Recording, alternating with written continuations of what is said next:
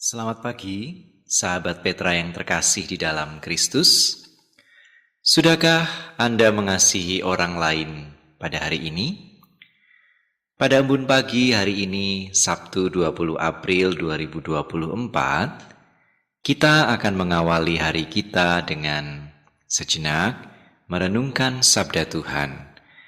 Bersama dengan saya, Risang Anggoro Eliarso, dari Gereja Kristen Jawa, Condong, Catur. Adapun tema renungan kita pada pagi hari ini adalah siapakah ini?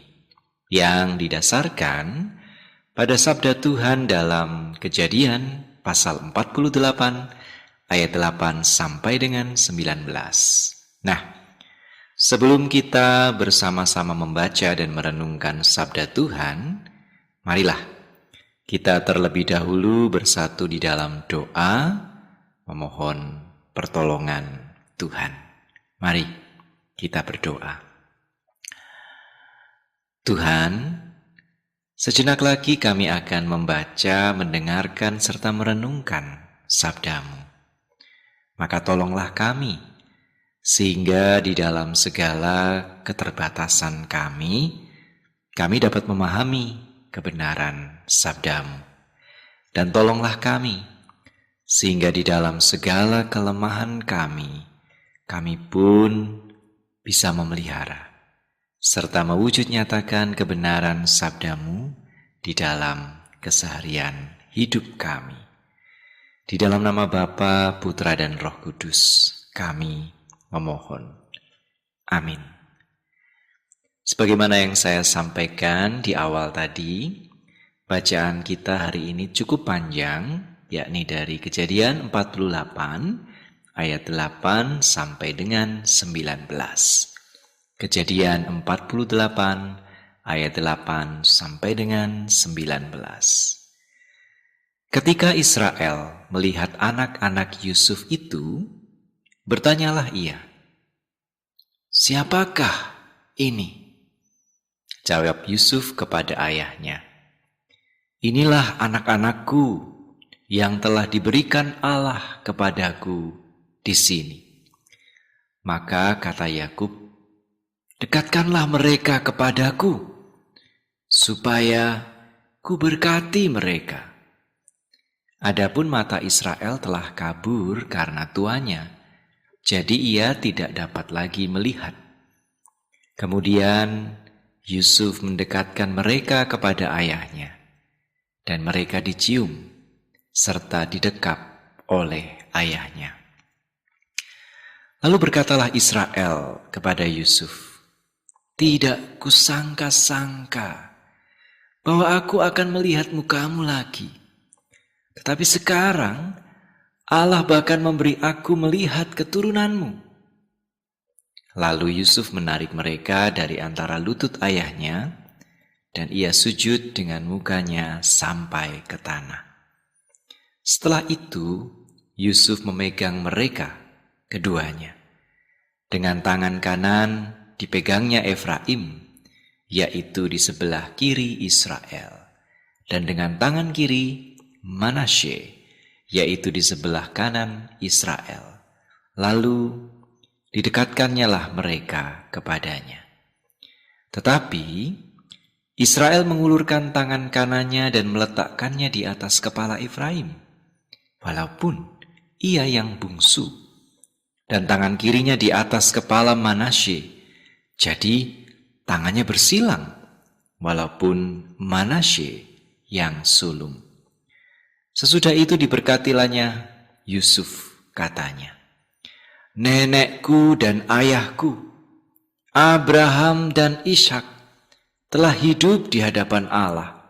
Allah itu sebagai Allah yang telah menjadi gembalaku selama hidupku sampai sekarang, dan sebagai malaikat yang telah melepaskan aku dari segala bahaya. Dialah kiranya yang memberkati orang-orang muda ini, sehingga namaku serta nama nenek dan bapakku Abraham dan Ishak termasyhur oleh karena mereka, dan sehingga mereka bertambah-tambah menjadi jumlah yang besar di bumi. Ketika Yusuf melihat bahwa ayahnya meletakkan tangan kanannya di atas kepala Efraim, hal itu dipandangnya tidak baik. Lalu, dipegangnya tangan ayahnya untuk memindahkannya dari atas kepala Efraim ke atas kepala Manasye. Katanya kepada ayahnya, "Janganlah demikian, ayahku, sebab inilah yang sulung. Letakkanlah tangan kananmu ke atas kepalanya." Tetapi ayahnya menolak. Katanya, "Aku tahu, anakku, aku tahu. Ia juga akan menjadi suatu bangsa dan ia juga akan menjadi besar kuasanya. Walaupun begitu, adiknya akan lebih besar kuasanya daripadanya. Dan keturunan adiknya itu akan menjadi sejumlah besar bangsa-bangsa." Demikianlah sabda Tuhan bagi kita. Diberkatilah saudari-saudara dan saya yang bersedia memelihara kebenaran sabda Tuhan di dalam keseharian hidup kita. Haleluya. Itu tidak adil. Nah, boleh jadi demikian kesan pertama kita terhadap pilihan Yakub. Ia memberikan berkat kesulungan kepada Efraim, putra bungsu Yusuf, alih-alih kepada Manasye, si anak sulung. Padahal Yusuf sudah berupaya mencegah Yakub.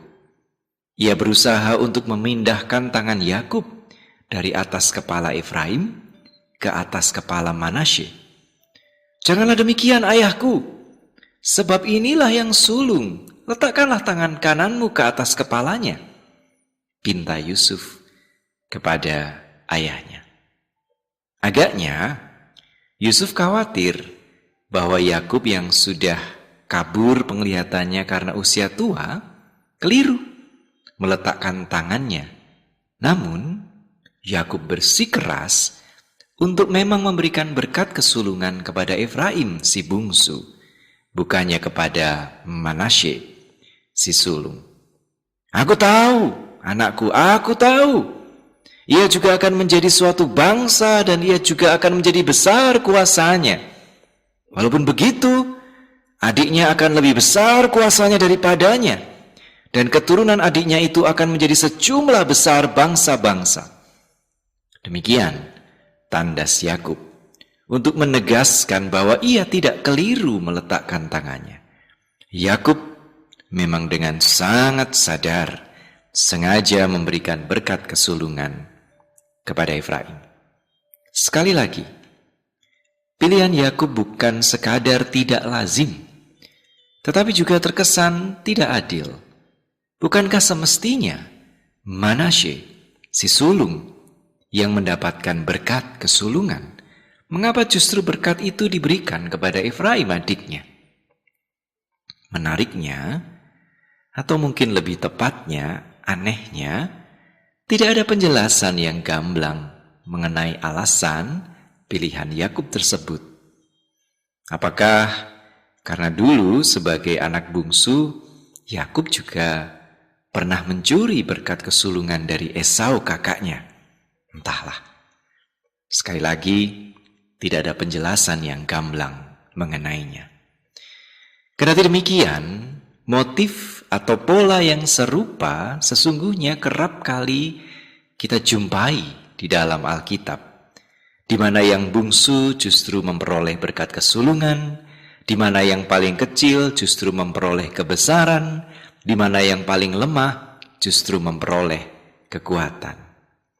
Dalam 1 Samuel 9 misalnya, kita akan mendapati kisah Saul yang berasal dari suku Benyamin, suku yang paling kecil di Israel, justru dipilih dan diurapi menjadi raja pertama Israel. Demikian juga dalam 1 Samuel pasal 16, kita bisa menjumpai kisah Daud, anak bungsu dari ke-8 bersaudara putra Isai yang tidak tampak mengesankan sama sekali bagi Samuel, justru dipilih Tuhan dan diurapi menjadi raja untuk menggantikan Saul. Begitu pula dalam Yesaya 60 ayat 22, Tuhan dengan tegas dan jelas berfirman, yang paling kecil akan menjadi kaum yang besar, dan yang paling lemah akan menjadi bangsa yang kuat. Senada dengan itu, dalam Markus 10 ayat 43 sampai 44, Tuhan Yesus juga bersabda, barang siapa ingin menjadi besar di antara kamu, hendaklah ia menjadi pelayanmu. Dan barang siapa ingin menjadi terkemuka di antara kamu, hendaklah ia menjadi hamba untuk semuanya. Sahabat Petra yang terkasih, dalam tradisi gereja Katolik, motif atau pola tersebut menginspirasi atau menjadi dasar Alkitabiah bagi prinsip pilihan kepada kaum miskin dan rentan.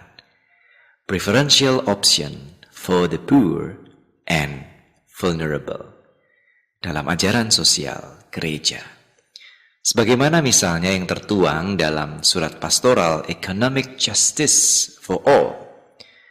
Tujuan utama komitmen khusus kepada orang miskin ini adalah memungkinkan mereka berpartisipasi aktif dalam hidup bermasyarakat. Mereka diberdayakan untuk mampu berbagi dalam dan menyumbangkan bagi kesejahteraan umum. Karena itu, the option for the poor bukanlah slogan permusuhan yang mengadu satu kelompok atau kelas dengan kelompok atau kelas lain. Tetapi, prinsip tersebut menyatakan bahwa ketidakberdayaan kaum miskin melukai keseluruhan komunitas. Tingkat penderitaan mereka adalah ukuran sejauh mana kita telah menjadi sebuah komunitas sejati. Luka-luka itu hanya akan disembuhkan oleh solidaritas yang lebih besar dengan kaum miskin dan di antara kaum miskin sendiri. Nah, dalam tradisi gereja-gereja Protestan, mungkin prinsip tersebut tidak terlalu mengemuka. Kendati demikian, bukan berarti kita sama sekali asing darinya.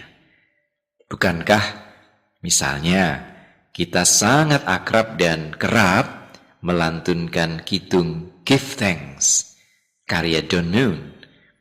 Prinsip yang senada jelas mengemuka dalam bagian refrennya.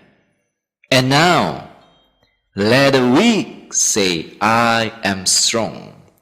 Let the poor say, I am rich, because of all the Lord has done for us. Dan kini, biarlah mereka yang lemah berkata, kami kuat. Biarlah yang miskin berkata, kami kaya. Karena apa yang telah dilakukan Tuhan kepada mereka. Dan bukankah pilihan yang serupa sebetulnya juga menjadi bagian dari keseharian hidup kita sebagai keluarga? Bahkan bukankah kita senantiasa memberikan perhatian yang lebih besar kepada anggota-anggota keluarga kita yang paling lemah ketimbang anggota-anggota keluarga yang lain yang lebih kuat? Lebih lanjut, bukankah pilihan yang senada juga menjadi bagian sikap kita kepada tubuh kita sendiri? Bukankah masing-masing kita juga akan memberikan perhatian yang lebih besar ketika ada bagian tubuh kita yang lemah dan sakit? Sakit gigi misalnya, atau sakit kepala. Bukankah kita akan lebih merasakan dan memperhatikannya ketimbang bagian-bagian tubuh lain kita yang sehat dan kuat? Dengan demikian, sahabat Petra yang terkasih, sejatinya pilihan Yakub untuk memberikan berkat kesulungan kepada Efraim si bungsu yang lebih lemah, alih-alih kepada Manasye si sulung yang lebih kuat, justru merupakan pilihan yang berkeadilan. Karena apa? Karena berlandaskan kasih yang memberikan perhatian lebih kepada yang lemah dan yang rentan. Semestinya Itu juga menjadi bagian dari kehidupan keseharian kita sebagai pengikut-pengikut Kristus. Di tengah masyarakat yang cenderung memperkaya yang kaya dan mempermiskin yang miskin, yang memuja yang berkuasa dan yang menindas yang lemah, sebagai pengikut Kristus semestinya kita memberikan perhatian dan keberpihakan yang lebih kepada mereka yang miskin dan rentan di sekitar kita. Dalam hal ini, agaknya ini sekedar usul, slogan radio kesayangan kita Petra FM itu bisa dan perlu dipertajam. Bukan sekadar sudahkah Anda mengasihi orang lain hari ini, tetapi secara lebih tajam menjadi sudahkah Anda mengasihi yang paling miskin, yang paling lemah, dan yang paling rentan di sekitar dan di antara Anda hari ini. Nah, Tuhan Allah senantiasa menunjukkan kasih dan keberpihakannya kepada mereka yang paling kecil, miskin, lemah, dan rentan. Kiranya Tuhan memampukan kita untuk mewujud nyatakan prinsip preferential option for the poor and vulnerable. Agar yang lemah bisa mengatakan, aku dikuatkan. Dan yang miskin bisa mengatakan, aku disejahterakan. Karena karya dan kasih Allah yang dinyatakan kepada mereka melalui perhatian dan keberpihakan saudari-saudara dan saya bagi mereka. Amin. Mari kita bersatu kembali di dalam doa. Tuhan, kami hidup di tengah masyarakat yang kaya yang kaya. Masyarakat yang hampir setiap saat semakin mempermiskin yang miskin. Yang lebih suka mengutamakan dan memuji-muja yang berkuasa. Sembari mengabaikan, menelantarkan, bahkan meminggirkan yang lemah dan rentan. Oleh sebab itu pada saat ini kami sungguh bersyukur. Ketika kami Engkau beri kesempatan, Engkau perkenankan untuk belajar mengenai betapa Engkau sungguh mengasihi, memperhatikan, serta menunjukkan keberpihakan justru kepada yang paling kecil, yang paling lemah, yang paling miskin, dan yang paling rentan. Maka tolonglah kami ya Tuhan, agar kami pun boleh mengasihi sesama kami di hari ini, khususnya mereka yang kecil, mereka yang lemah, mereka yang miskin, rentan di sekitar dan di antara kami. Di dalam nama Bapa, Putra, dan Roh Kudus, kami memohon. Amin. Nah, demikianlah sahabat Petra yang terkasih dalam Kristus, embun pagi kita hari ini Sabtu 20 April 2024. Kiranya saudari-saudara dan saya tidak hanya menjadi pendengar dan perenung sabda Tuhan. Kiranya masing-masing kita dimampukan untuk menjadi pelaku-pelaku kebenaran sabda Tuhan di dalam keseharian hidup kita. Saya, Risang Anggoro Eliarso dari Gereja Kristen Jawa, Condong Catur, mohon diri. Selamat mengasihi sesama manusia di hari ini. Selamat menunjukkan pemilihan dan keberpihakan kepada sesama kita yang kecil, yang lemah, yang miskin, dan yang rentan. Damai sejahtera Allah yang melampaui segala akal, kiranya senantiasa memelihara hati dan pikiran kita di dalam Kristus Yesus. Sampai jumpa di kesempatan